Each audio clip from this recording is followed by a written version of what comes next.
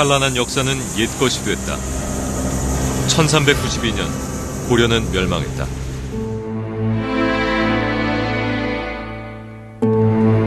충절을 지키고자 72명의 충신들은 산속 골짜기 두문동을 찾았다.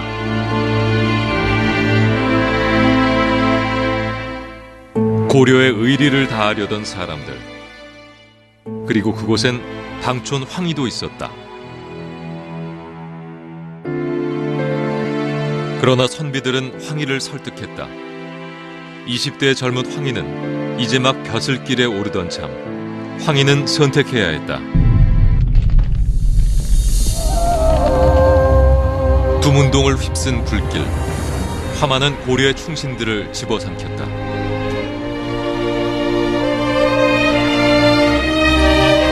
그리고 황희는 그곳에 없었다.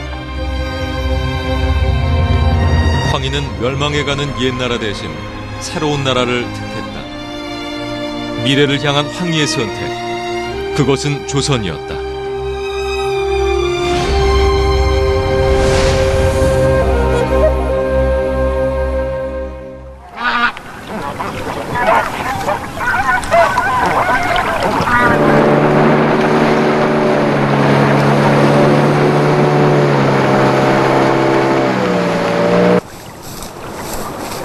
겨울 강이 녹아 봄의 강이 흐른다.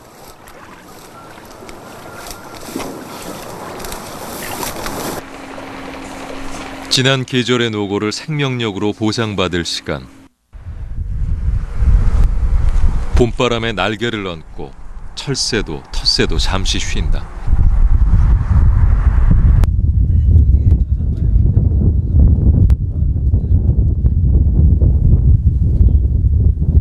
갈매기가 반려해주는 곳 반구정.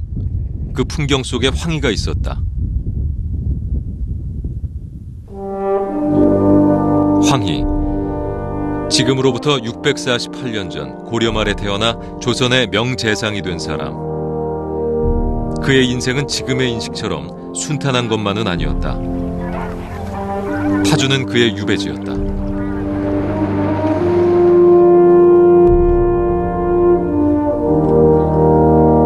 황희 정승. 방촌 황희보다 훨씬 친근하다. 그만큼 황희의 후대에 조선의 학자라기보다 인자하고 너그러운 어른으로 알려져 있다. 하지만 아직 드러나 알려지지 않은 면모가 많다. 우리가 황희정승하면 허허정승이라고도 이렇게 알려져 있듯이 상당히 어떤 그렇게 다른 사람을 배려하고 다른 사람에 대해서 이렇게 마음씨 좋은 그런 것으로 많이 알려져 있어요. 그러나 우리가 또 잘 알고 있는 것과 같이 그 강직함, 자기가 옳다라고 생각하는 정의라고 생각하는 것을 밀고 나가는 소신, 그런 것들, 다른 사람하고 타협하지 않는 그런 것이 결국은 그 황희가 귀향을 가고 유배를 가게 된 것이 됩니다.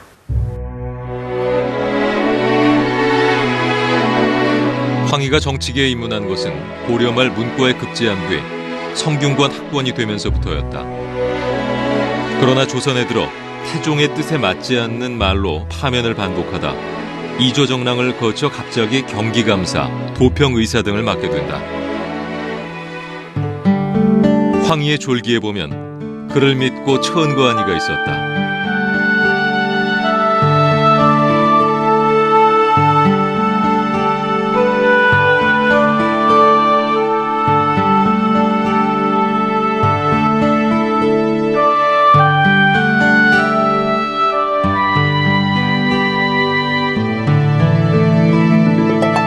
태종은 그 박성명의 추천이라면 이 사람은 믿을 만한 사람이다 라고 생각을 했고, 그래서 그 당시에 황희 선생이 굉장히 그 하급 관리였는데 그 몇 차례의 아주 그 빠른 승진을 거쳐서 이제 지신사까지 올라가게 됩니다. 그리고 또 지신사를 맡은 이후에도 이 황희 선생이 아주 굉장히 그 역할을, 지신사로서의 업무 수행을 굉장히 잘 수행을 했기 때문에 그러한 능력을 이제 태종으로부터 인정받아서 그런 그 신임을 받게 됐다라고 할 수 있습니다. 황희가 태종에게 깊은 인상을 심어준 사건도 있다. 민씨 형제의 처단이다. 민무구, 민무질은 왕권을 위협하던 외척이었다.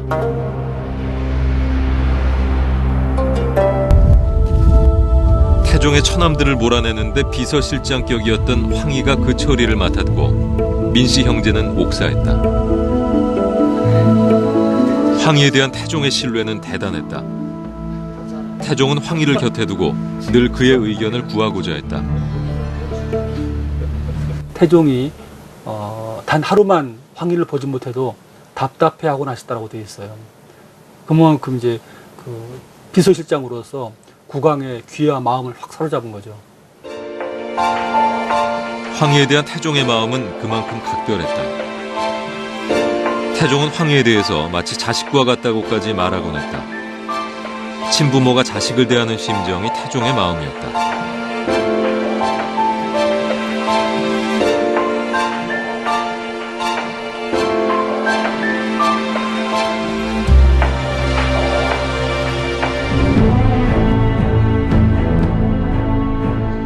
그러나 그런 태종의 신뢰를 저버리는 일이 벌어진다. 양녕대군의 폐위론이 팽팽하던 당시 황희가 양녕대군을 두둔한 것이다. 그러나 태종은 양녕대군을 죽여서라도 세자를 다시 세우려 했다. 왕과 대소신료들이 주장하는 가운데 황희가 동일하지 않았다. 이유는 복잡하지 않다. 왕위 계승의 원칙을 지키고자 했다라고 보는 것이 타당하다고 생각이 됩니다. 그러니까 조선시대에 특히 성리학 사회였던 조선에서 가장 중요한 왕위 계승 원칙은 장자 그리고 이제 적자로 이어지는 것이었거든요. 바로 그 적자이면서 장자였던 분이 양녕대군이었고 자기의 야망을 위해서 그랬다라고 하면 당시의 정황을 봤을 때는 양녕대군이 더 이상 버티기 어렵다라는 것이 명확했거든요. 그러니까 야망을 위했다면 오히려 거기에 찬성을 했겠죠. 근데 그게 아니라 유배를 무릅쓰고라도 반대했다라는 것은 어떤 그 원칙을 지키려는 소신이 더 강했다라고 볼 수 있죠.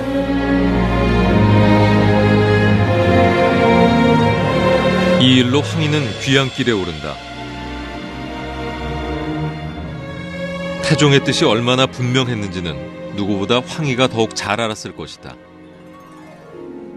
그럼에도 불구하고 자신을 자식처럼 돌보는 태종에게 반대표를 던진 황희. 태종의 분노는 당연한 것이었다.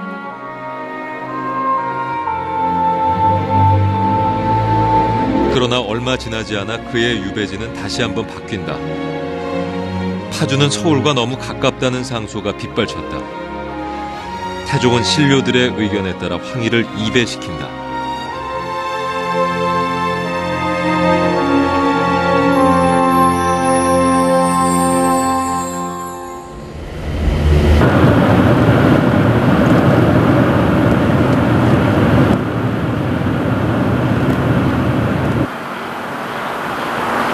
아직 겨울의 끝자락. 그러나 봄 기운이 살살 물과 땅 위에 오르기 시작했다. 애향의 도시 남원. 그곳에 명소를 찾았다. 사시사철. 이곳의 풍경과 애달픈 이야기에 매료된 사람들의 발걸음이 끊이지 않는 곳.